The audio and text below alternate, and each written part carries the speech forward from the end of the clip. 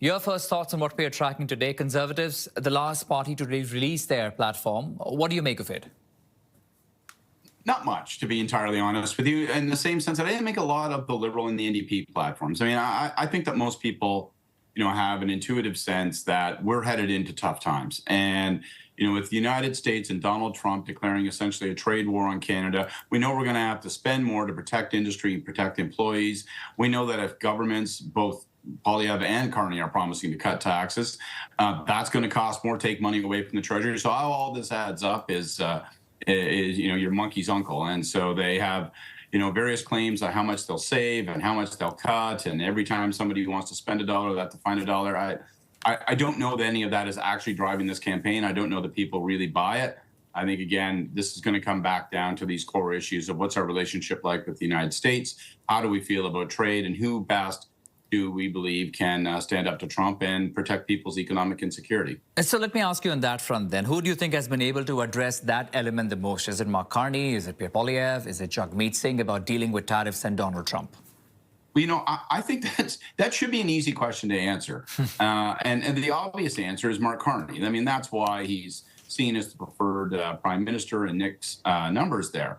But the truth is, it's been some time since we've had a lot of emphasis around Donald Trump and trade and all that sort of vulnerability. That was what the focus of the campaign was as it launched. And Donald Trump was barging his way into our election news cycle on a daily basis. It's been quieter from the United States. Yesterday, yes, markets blew up. But in terms of his hostility directed straight at Canada, that has slackened off. And I think the Liberals have, really failed to maintain focus for this past 10 days on Trump, on trade, on that relationship. You hear Carney bring it up a little bit more today in Quebec. Yeah. But I think that has opened the door slightly to some other parties. We see the Bloc perhaps rallying a little bit in Quebec. We see the Conservatives maybe rising here and there. So they're making it interesting, I think, for the final week.